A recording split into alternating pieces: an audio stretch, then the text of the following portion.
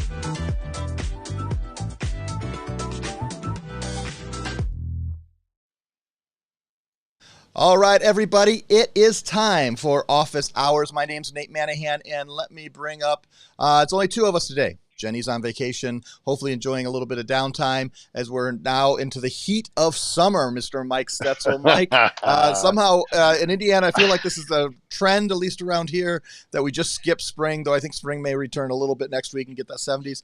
We were 94 here yesterday down here in Indianapolis. I'm going to guess a Did you couple make degrees it there? cooler, but it's hot Yeah, I and don't think steamy. we made it to 90, but you're right. And uh, as I've said during the cooler months, I will not complain about this because this is what I love. So we are the Two Thorns show today, it appears, with that blank spot in the Yeah. middle for the rose, Jenny. That is. Usually it looks like this, though I guess I have you in the wrong spot, so I can't even bring up the fake. So I put oh, and I just realized we're in the wrong spots. We I'm not Mike are. Stetz. Oh, jeez. This is what happened. So we're going to go a lot of one shots today. Oh, my word. How did I mess that up today?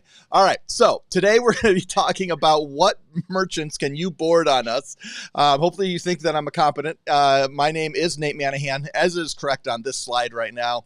And, but one of the things we do is we want to board as many merchants as possible, all types of merchants, small merchants, big merchants. There really isn't a type of merchant that we target specifically. Some ISOs go after that. Some super ISOs like ourselves go specifically after certain niches or verticals. We have a lot of partners that do that, but we don't do that. So, Mike, when someone asks you, what kind of merchants can you board on PayProTech? What's your first answer when just talking about that? My first answer is we can board almost anybody realistically. We talked about this a couple of weeks ago that we have ways to board so many clients based upon their technology needs. But we also have a way to board all kinds of businesses across the board. So, you know, our target as a company and that we've built the business with is that small to medium sized merchant, face to face transactions. You walk in the door, you meet the owner. That's our typical merchant. We all and all of our team find people other than that sometimes, but most of the time you're safe walking in a door and saying, "Yep, I'm sure we can board these folks." I think that's good. And while you were talking, I think I corrected my little Yes, problem you there. Got the did. That names was right. quick. I was hoping you went long enough for me to get that done. I had to move things around, so I didn't tell you. But we do this live. That's what this is. We don't sugarcoat it. We do board nearly all merchants. Now, the important thing is there is a thing in our world, and we talked about this a while back when it comes to underwriting. There's the types of merchants that we think through when it comes to underwriting, and then there's that world that we get into where we consider high risk. Like we do a lot of CBD now. A while ago, we didn't. And that is all because of underwriting things. And if you want to learn more about underwriting, we did a show about that a couple weeks ago. Go find that, or we'll probably do some more. If you have questions, we'll answer it specifically. But I want to specifically talk, Mike, a little more about what does it mean to have like card present, card not present.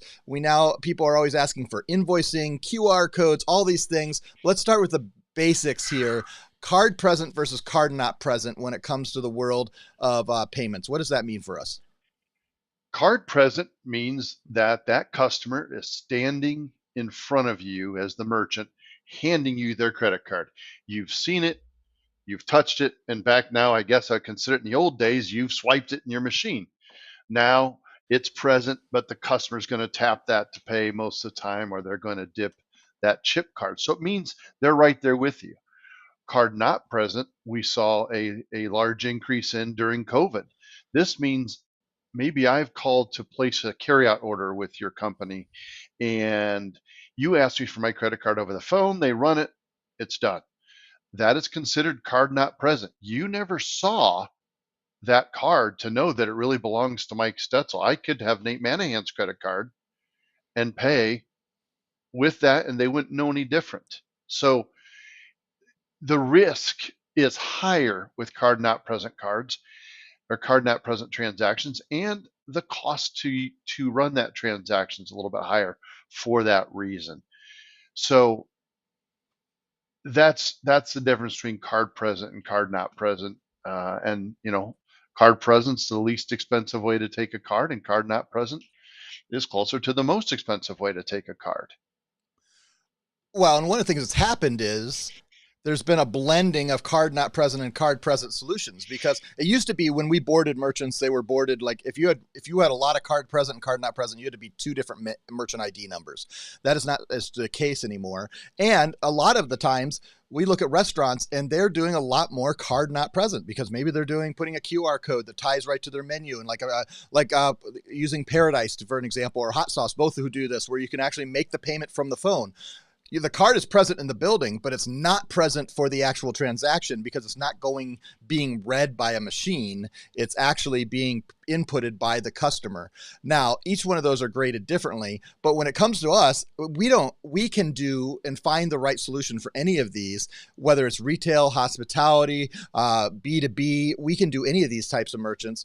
As you think through these types of merchants, Mike, are there things they need to be thinking about specifically? Because one of the questions on that application, what percentage of their cards are going to be present versus not present?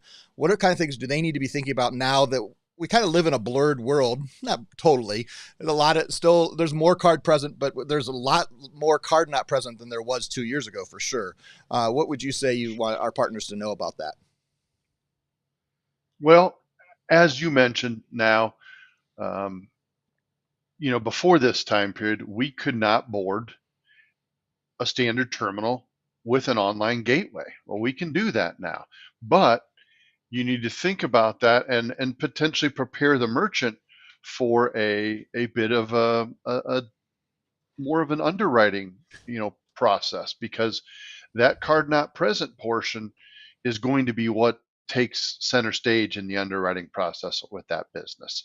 So there may be some additional due diligence that they request. There may be some additional questions. A lot of the things When people sell things that have a guarantee, or not a guarantee, but a contract with them, they want to know how long is that contract for?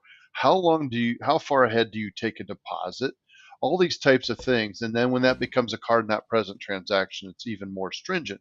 So you want to be thinking if there's going to be additional requirements, maybe prepare your merchant for those things. Um, the other thing you have to think of is when you go to do this account, if it's cash discount, you're fine. Or edge, you're fine because the pricing will be the same.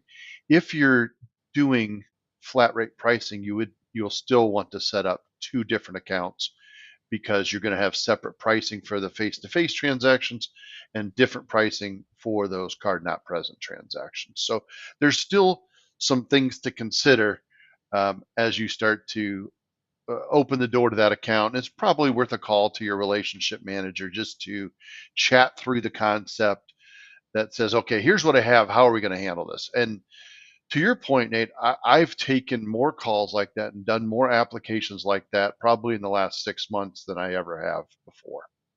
So people are going to use their credit cards more somehow, somewhere. I love it. I just spoke to my groomer yesterday, and she said, I was talking to her about her business and their Clover and things like that. And she's like, my husband and I just found out about Tap to Pay. It's awesome. So just Yep. think about how easy it is compared to when I do pay cash. If I go to the drive-thru somewhere, I told my wife, because I try to carry some cash, I'm like, I'm holding the line up, honest to God, if I'm paying cash. So peer pressure will get you.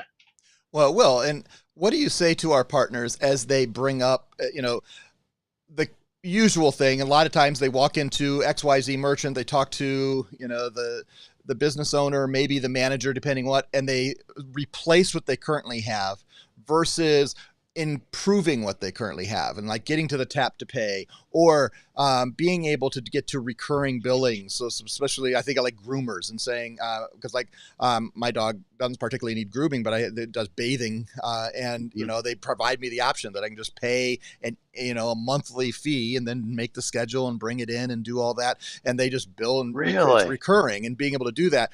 Those are things we can offer to our partners. How much do you encourage our partners to offer it to merchants to make sure they know what's going on and help merchants think through?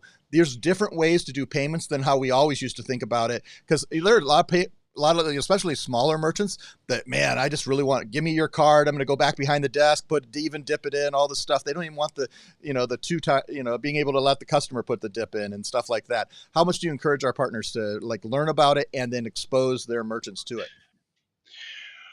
Well, you bring up a couple good points. One, I didn't know there's a subscription plan for doggy places. That's a good idea. Um, the other thing is you have to think about how can you help this merchant branch out a little bit. You just described a merchant. It's pretty normal. Let's keep this simple. That's how I've always done it. But now, what if I, have the ability to attach a pin pad to my Pay Anywhere uh, pin pad Pro? What if I have the ability to just have that pin pad right out there? What if I have the ability to take my Pay Anywhere Smart Terminal and flip it around? What if I have the ability with a Smart Flex to have a customer facing screen where they can put the tip right on there?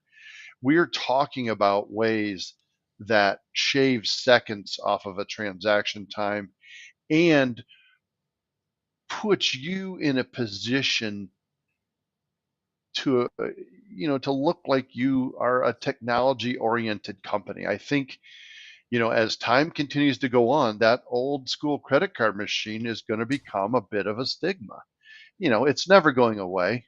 Well, I'll talk to everybody in 20 years, I guess, about that, but it's a thing that we're always going to have. But if you want to be up and coming, don't you want to have a Pay Anywhere sitting on your desk, or a point of sale system that does more things? So when people come in, they go, man, I love this tap to pay. You remember that. I'll never forget that the founder of this company, Matt Hoskins, told me one day, he goes, I quit going to XYZ drugstore because they don't take tap to pay. I want to pay with my phone. So he switched drugstores. pretty big decision, but as people get more in tune to these things, this is what people are looking for. So we have to break our merchants out of the shell and get them to think about some of these things that will make their days more smooth, and people like it. Again, more and more people are saying, no, no, tip on screen, tip on screen, tip on screen. We're not doing the whole print the receipt, sign it, because there's such a large majority of people that don't want receipts now. Why waste the time? Why spend the money on paper? Those types of things. So help them break out of that shell. Point out things that you have seen in other places. Maybe you have pictures of some of your other installations. But this is fun stuff. You're not always going to win, but it's fun to chat them up and put something in their mind to think about. Absolutely. I think that is part of what we want to do when talking about what type of businesses you board is nearly all businesses. I don't know the exact percentage, but it's a really high percentage. There's a limited amount of businesses that you can't board. At the same time, there's also a plethora of merging of these types of businesses. So if you've always done dental offices and law practices, the things you've learned there are now starting to apply, and the card not present and the card present solutions that they're using are applying in retail and applying in hospitality. And, online ordering, you used to think or e-commerce was only e-commerce, but now with online ordering and the ability, the e-commerce is blending all kinds of different ways. And the omni-channel, including our competitors, are becoming very competitive at that. And we have all those solutions. And what we want you to think through is that you can walk in, call, email, text with any merchant and provide them with a solution. And you need to start thinking through custom fitting to that.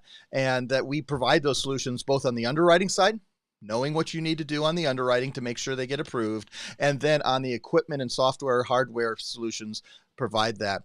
Mike, my last question is today, before we close out just for this office hours, what do you think is a type of merchant, and there may be more than one, I'll give that, that is being missed out by more than most of our partners, that may be a place where they may, if they focus some time, they could see big winnings? What's a type, a vertical of merchant that you see, man, I wish our merchants, our partners would spend more time on this? Whew, that's a good one. That is a tough one. Yeah, we talk about those obvious ones every day: the nail salons, the liquor stores, all those different things. But I think you mentioned some of them, like those office environments. Whether I've seen a lot of people lately talking to attorneys. Normally, again, people paid those folks with a check at the dentist office, at the doctor office, at the lawyer's office. But now, the more we see, here comes these accounts for lawyers, because you know what they're doing? They're setting people up on a payment plan to pay their legal fees. So now I owe this lawyer $2,000 in the next 5 months. He's going to take out $400 at a time. He needs a service to do that.